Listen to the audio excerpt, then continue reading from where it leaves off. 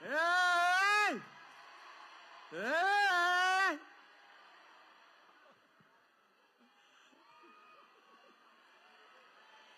Okay, isa pa. Yay! Yay!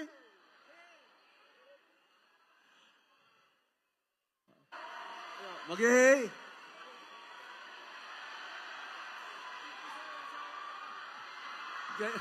Ganyan na tayo. At siyempre, uuwi ninyo yung 5 kilong well-milled rice.